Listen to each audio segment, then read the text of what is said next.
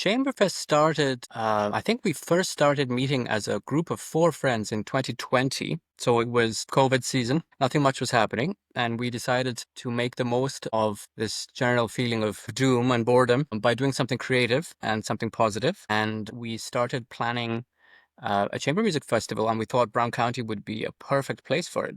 Of course, Brown County has at least 100 years of arts, of a reputation, I guess, as an arts community. Not just music, also visual arts, in particular, jewelry making, pottery, you name it. But we thought classical music would be an interesting addition to the scene there. Welcome to In Brown County, your front porch, the people, places, and stories that make Brown County, Indiana, one of a kind. I'm your host, Chris Schneider, and every week, we bring you conversations with local voices, behind-the-scenes looks at events, and the best of small-town life. Whether you're a longtime local or a weekend wanderer, there's something here for you. Let's get into it. Today on In Brown County, we are joined by Andreas Ioannides, which I probably got that wrong, so he can correct me here in a second. But he is the artistic director of ChamberFest Brown County. And what's interesting is normally when we're talking about Brown County stuff, we're talking to people within Brown County. But Andreas actually lives in Ireland and is running ChamberFest from Ireland, which is a little bit of a different approach and a little bit of a different thing than we normally have going on. But just to give you guys a little bit of about his background, he has played recitals all over the world. He was a lecturer of piano at Indiana State University, has a doctor of music from Indiana University, and currently teaches in Ireland, which is why he's there. So why don't you fill us in a little bit on your background and kind of how you ended up in Brown County, how you ended up starting ChamberFest from being all over the world. Sure. So my name is Andreas Ioannides, and I know the surname causes trouble for most people who aren't Greek, so you're forgiven there. I was born in Cyprus to mixed parents. My mom is English and my dad is from Cyprus. I moved to the United States 2005. I spent 16 years there studying music, piano, and working also. 2013, I moved to Indiana to pursue my doctorate at the Jacobs School of Music, and that's sort of where the Indiana chapter starts. I graduated in 2019. And I was teaching for a bit at Indiana State University. And then I decided to return to Europe, where my family is. And I thought I'd give Europe a go. And I turned in an application to Ireland, and I got in. So I've been in Ireland since 2021. Now, before we talk about running a festival in Brown County from Ireland, let's talk a little bit about how ChamberFest came about and your involvement in it. So can you give us just a little bit of the background on where ChamberFest came from? So ChamberFest started, I think we first started meeting as a group of four friends in 2020. So it was COVID season, nothing much was happening. And we decided to make the most of this general feeling of doom and boredom by doing something creative and something positive. And we started planning a chamber music festival, and we thought Brown County would be a perfect place for it. Of course, Brown County has at least 100 years of arts, of a reputation, I guess, as an arts community. Not just music, also visual arts, in particular, jewelry making, pottery, you name it. But we thought classical music would be an interesting addition to the scene there. As a student in Indiana, I played in a music series in Bean Blossom, which was run and is still run by Annie Hawk, who is the current president of our organization. And so that's kind of the link to Brown County. And I met a lot of people from Brown County at this church series. And eventually I checked out Nashville. I discovered this beautiful church, Methodist Church, the United Methodist Church there, which has a lovely Bösendorfer piano, which is rare for a church to have. And we thought, let's give it a shot. That church is a perfect venue for chamber music concerts. So that became our initial venue, and we had so much support from that particular church and its congregation. And then eventually we added two more churches and the Brown County Playhouse as well as a venue. And we built a really lovely, I think, 1 week chamber music festival. And so let's get into that a little bit. So ChamberFest is a week-long festival with multiple concerts all kind of around chamber music. And it's from my understanding, it's a pretty unique event if we look even across the entire world in the frame of classical music. Yes. Well, I don't know if I would use quite such strong language, but it's unusual insofar as there are many chamber music festivals happening, around the United States and the world. I think what sets us apart is that considering the quality of artists that we invite and the reputation of the artists, what's kind of extraordinary, I think, is that we offer all of our concerts at no charge. So that is unusual. So we rely completely on donations and on support from the community. Only one concert during the week is ticketed, and that's at the Brown County Playhouse. They're in charge of their own ticketing process. But all other church concerts are completely open to the public with no charge. So I think that was a foundational principle of our organization. We didn't want there to be any barriers to access this extraordinary music. We think that art and great art, like classical music, should be experienced by or can be experienced by anybody. It's a human right to have access to these creations by these extraordinary human beings of history or still living, and we didn't want there to be a financial barrier for anybody to access this music if they chose to access it. And, I mean, you can say it's not the most unique, but I think that's absolutely amazing because there seems to be so many barriers in people's way from getting exposed to classical music. Now, obviously, we'll talk about some sponsors and community support a little bit down the road. But one other question I want to ask is we're just kind of talking about the festival in general is how do you get these world-class musicians, people from organizations like the Chicago Symphony to come to the middle of nowhere in Indiana? That's a very good question. I think one of the benefits of getting older is your network of musicians that you know expands. And I don't just mean mine personally, but also members of our board who are for the most part much older than me. And we just all came together. I knew a lot of people, but also members of my board are also very connected with the arts and with musicians. And we just kind of managed to gradually build a network of extraordinary musicians. The Chicago Symphony connection is one that we're particularly honored to have, and that stems from a friendship that our current president has with a former member of the Chicago Symphony. And he put us in touch with his friends, and they came one year and they loved it and they told their friends, and now we're so blessed to have the support of the Chicago Symphony Orchestra. Basically, I mean, there's so many great musicians who are coming to our festival every year. Also, having IU Jacobs at such close proximity, that helps a lot because they have their own powerhouse music school with incredible artists. So we invite faculty from the Jacobs School as well, and then from throughout the United States as well. And actually, this year we also have our first person coming all the way from Europe. Well, I guess in addition to me, but I don't count myself as one of them. And his name is Gianfranco Bortolato, and he's coming from Rome. He's a principal oboist of the Teatro di Roma opera in Rome. So that wouldn't have been possible without the support of the Italian Cultural Institute of Chicago. So that just gives you an idea of the caliber of musicians that we present. And so we've talked a little bit about the caliber of musicians, but let's fill everybody in a little bit more on what we're actually looking at for this year. So I know as the artistic director, you're planning out 7 concerts and you have them through a wide variety of different genres, different types of groups. So, how do you approach setting up the week? And then tell us a little bit about what the plan is for this year and the different types of musical acts that we can expect to see. Well, I think as an artistic director, it's my job to create a program that is as interesting and as varied as possible, taking into account input also from the community, also from our board, but without sacrificing the quality, which is the most important thing, both of the musicians and of the music that we present. That being said, we kind of developed a formula that's been working for us the last few years, whereby we have a concert involving voice. We have a concert involving what's called early music, so music before the 18th century. We have a concert involving big band, so to speak, so more than 6 musicians. Then we have concerts involving the piano, and then we also have concerts involving woodwind or brass. Um, so that way we create, I think, a nice variety for the audience. Sure. And I feel like people kind of pigeonhole classical music, and that's only stuff that happened a long time ago.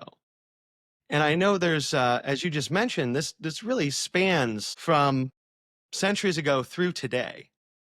So, what kind of different time periods? I know you mentioned Baroque and a little bit of later stuff, but what really, where are the influences for the different acts this year coming from? Okay, I guess I'll walk through the program day by day. So the first concert is on Sunday, and that's devoted to music by Johannes Brahms, who was a German romantic composer. He lived and worked mostly in the second half of the 18th century. And his works that we're featuring on Sunday are works that would have been performed in informal gatherings, sort of like a parlor concert.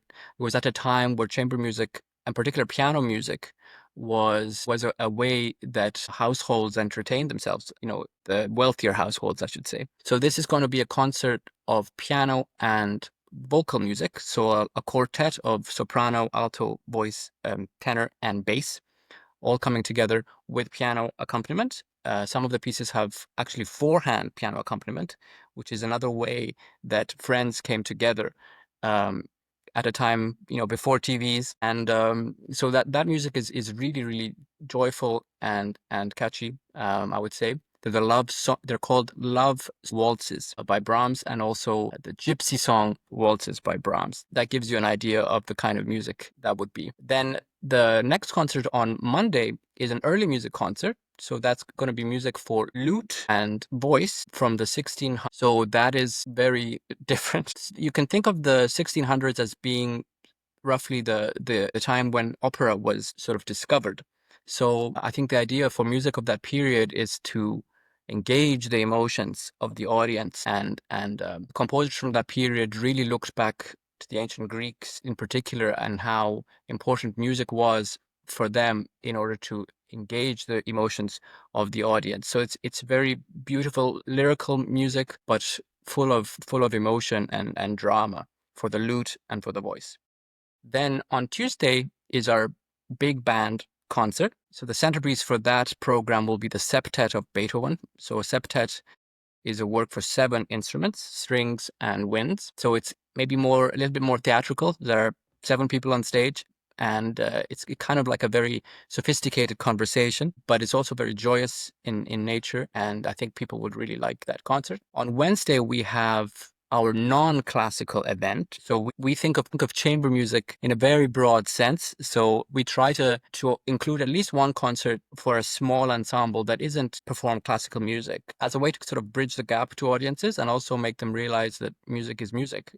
So in this case, we have a folk band coming, a really, really extraordinary group of three female composers and songwriters and singers, banjo players, fiddle players, and then we have also a dancer. So they'll be doing Celtic music and American music arrangements, and also original works. That should be very exciting. And that's in the Playhouse. Then on Thursday and Friday, we have our piano sort of centered concerts. On Thursday, it's going to be piano and reed instruments. So oboe, oh God, now I'm blanking out, a clarinet, but also horn, which isn't a reed instrument, as well as bassoon. So that should be a very different kind of sound world. Then on Friday, we are delighted and honored to invite back the Pacifica Quartet, which is the quartet in residence at the Jacob School of Music, and they are a world-class ensemble that has won numerous Grammys. And they agree to come back and perform a concert for us. And I also have the distinct pleasure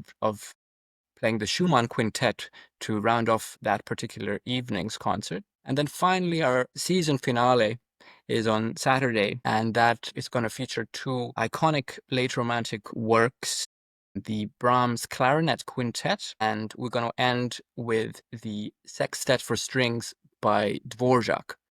So that's a very poignant in the first half and sunny and joyous in the second half kind of program. So hopefully there's something there for everybody, and we hope to see many Brown County residents, but not only from Brown County, attend these events. And I think that's a really good thing to point out here, right? Because I know not everyone's thing is necessarily classical music, but with the sheer variety of what you're doing, there's something in here that should appeal to pretty much everyone. I think that was definitely in the back of my mind, and I think that's true. So moving on a little bit, because a lot of this would not be possible without, the community support within Brown County and the ability to raise money in order to do these concerts for free. So with a week-long free festival, which is a huge amount of logistics, bringing in artists from around the country and around the world, how do you guys make this all financially possible? It takes a lot of work. We have an incredible board assembled of Brown County residents, for the most part, who spend the whole year meeting regularly and strategizing as to how to raise money for these events. We basically have support from three different avenues, if you will. We have our sponsors and our donors, which range from companies to individuals. We have our concert goers who often donate very generously at our concerts. And then we have grants, which we apply for mostly within the state of Indiana. And sort of the totality of that makes it possible for us to invite our magnificent artists. I have to ask because I know the venue that you use for most of these concerts are churches. So I'm assuming that's part of the community support. And then to your point, when we're looking at your website,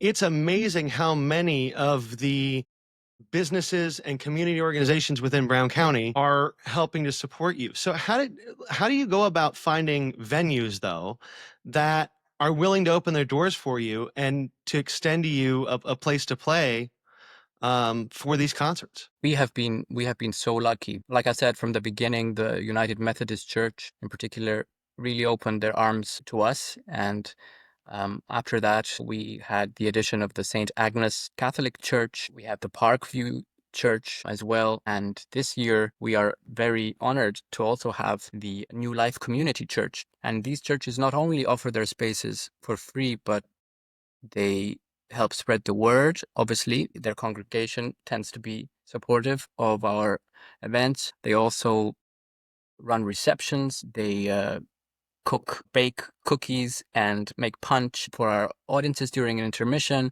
So we could not. I think that just pulls this all together as just such a wonderful ability to introduce people to music they may not be familiar with and to kind of expand people's minds when it comes to music, while at the same time just having this wonderful community backing that brings people out and really makes this a special event. Absolutely, absolutely. And the bottom line is that music unites people, and music doesn't care who you are, what kind of social status you have, what political party you support. Music is just there. Music is giving. Music unites people. And our message and our mission is to bring people together and to share these incredible artistic creations with as wide an audience as possible. Now, just as a quick question on that, because I know you've done this a few years now. Have you been surprised at how wide your audience is at some of these concerts? I personally haven't, because I'm so convinced of the quality of what we're offering and the beauty of this music. I know that if people show up and give it a try, 9 out of 10 will be very, very moved and would consider returning. But we've had a tremendous turnout from the community, like from Brown County. But even beyond that, we have people coming from Kentucky. We have people coming from Chicago, from all over the Midwest, really. And now we kind of have groupies that as soon as we finish one summer, they will already ask to come to next year's. Like they already ask who's coming, how can we reserve. So we feel like the word is really spreading. One other question, kind of, that I think is important when we talk about accessibility. A lot of people, when they think of classical music, they think of a bunch of stodgy people in suits, right? They think of all this formality, this just strict formalism to people that go to classical concerts. So, just for the record, because I'm curious, and I didn't ask this ahead of time, so who knows what the answer is. But is there a dress code? What kind of is it? Come as you are and just be exposed to the music, or is there any other thing there? Definitely come as you are. And as you know, how you feel comfortable. Some people choose to dress up because they feel it's a real sense of occasion.